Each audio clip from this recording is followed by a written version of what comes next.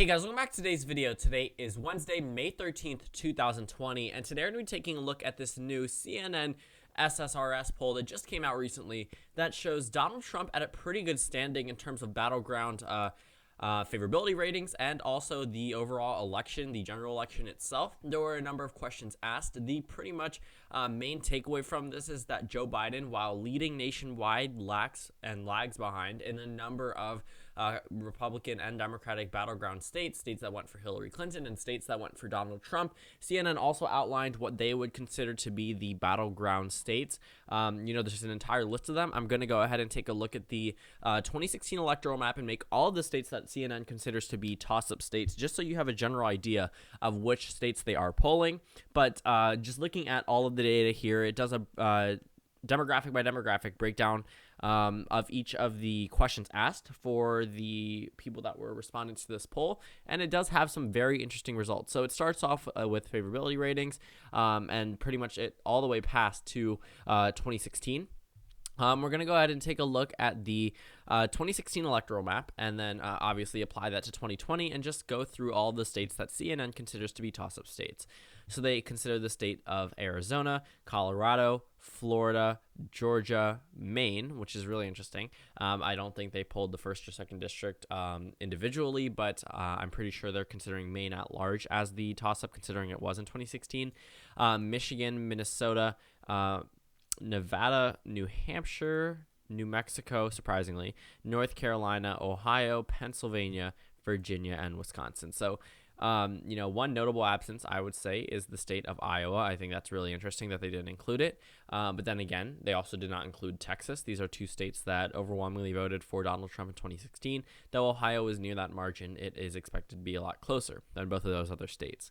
They didn't poll Nebraska's second district. We consistently have a lack of data coming from there. Recently just had a primary, though, so there might be some more data after that, considering they know who the House race candidates are going to be. But when you look at this electoral map, it pretty much goes down to being the same safe states that I characterize as being safe for the Democrats and for the GOP, disregarding the state of Iowa. So Iowa by no means is going to be a safe Republican state. It will likely be either lean or likely. I don't really see Joe Biden having a chance at winning there. It would be in his best case scenario that he could win Iowa. It's not impossible, but it's not realistic at this point. So Donald Trump's at 171, Joe Biden's at 183. And, when you talk about the favorability ratings of these candidates, back in 2016, Donald Trump had a very low approval rating right up to the election. So let's go back and take pretty much a flashback to October 2016. So he had a 36% approval rating and a 61% approval rating. Now, let me be 100% clear. There is a very clear distinction between an approval rating before you're president and after, because before you don't have any responsibilities, and after, America pretty much has to coalesce around one person. And, after an election, that's exactly when Donald Trump's approval rating shot up. He wasn't president yet, but he was president-elect, and, a lot less Americans that may have been indecisive and ended up voting for him on election day may have switched the way that they looked at him, considering that he was going to be commander-in-chief. But since then, he has not reached that 47% mark. That's his highest in terms of 2016 to now. As of May 2020, he has a 43% approval rating and a 55% disapproval rating, dating all the way back to 2018 in terms of consistency. He has peaked at 45% in terms of approval over a year ago, and since then has not reached over 43%, except for literally a year ago. So let's talk about Joe Biden. He has approval ratings too, right? So let's see. There isn't as much data because he wasn't running for president in 2016. It was speculative, so they did it in 2015. But when he said he wasn't going to run, that was pretty much it. But let's talk about his approval rating. It has gone back and forth. Back in December 2019, it was a 39% approval rating and a 47% disapproval rating. Since then, his approval rating has gone up, but it was a lot better in March. It was a 48% approval rating, nearing 50%, better than President Trump's, but now it looks like he's very similar in terms of his favorability rating, 45% to 43%. In terms of the unfavorability rating, it's 46% for Joe Biden, but 55% for Donald Trump. So yes, they may be favored by the same amount of people, but in terms of unfavorability rating, there's still a lot more people who either have no opinion or quote-unquote never heard of Joe Biden than there are for Donald Trump. So Pretty much, they just discussed the possible VP candidates and whether or not people like them. It seems the clear favorite in terms of favorability rating is Elizabeth Warren. When you look, she has a 41% disapproval rating, 39% favorability rating. She's definitely the most known. If you look at the rest of the candidates, if you look at the rest of the candidates, you can see that a lot of them have a much larger list of people that have people that never heard of them before. And when you think about that, Elizabeth Warren definitely would be the best candidate to have name recognition. But obviously, as soon as you're put on a top ticket,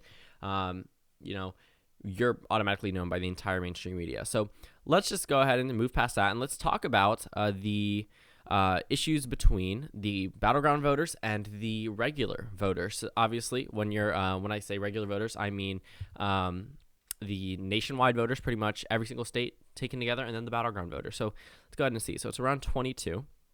And so I think right over here is when we should start to see whether or not they said who they were going to vote for. So this is the first poll. Pretty much, it's who would you vote for, as easily of a question. And the overall results are a total of 51% for Joe Biden and 46% for Donald Trump.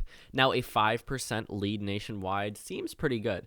Joe Biden has narrowed the gap with men and pretty much dominating in every other demographic except for white voters. And when you think about it, Joe Biden is a pretty strong candidate. I do believe he is stronger than Hillary Clinton. He is probably going to outperform her.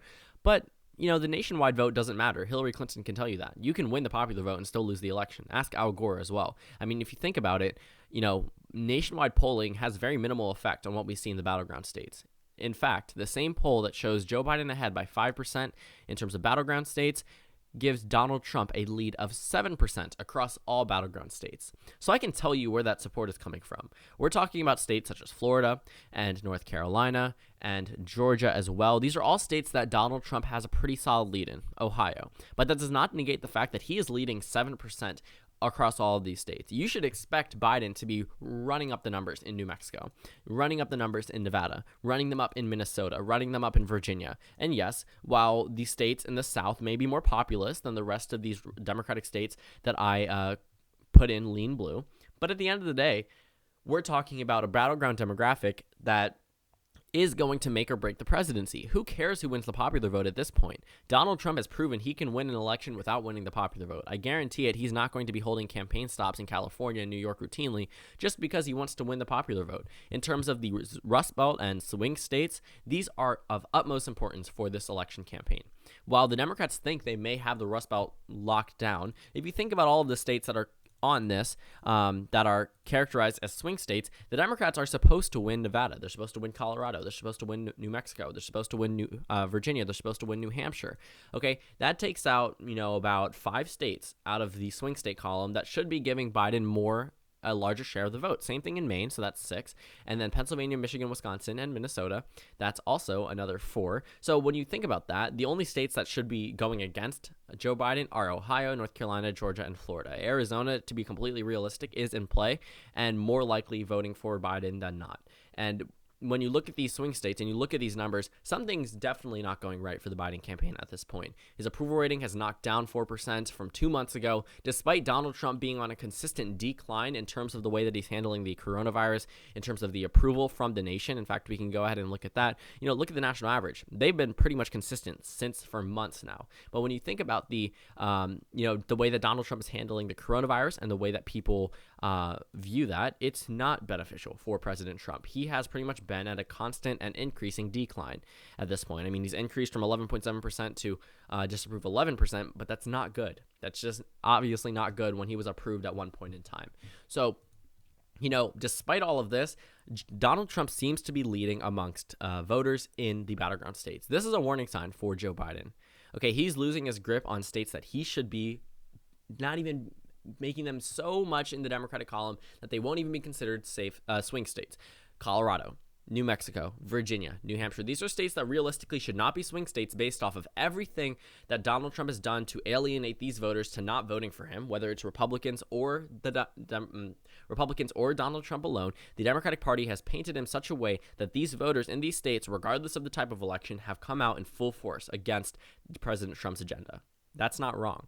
But if you look at the data right now, it seems like he's winning over a number of voters that were not so okay with voting for him before. And when you look, the fact that women voters are even close, within 2%, is horrible news for Joe Biden. Let's take a look at that on the national level. In terms of women voters, he has a 14% lead nationwide while only having a 2% lead amongst statewide battleground state voters.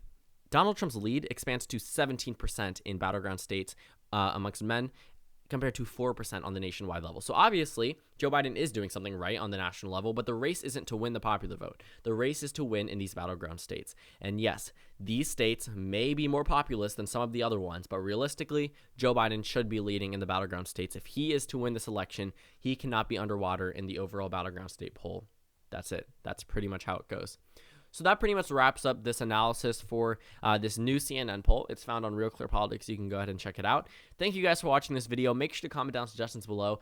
Subscribe if you haven't already, and I will see you all tomorrow.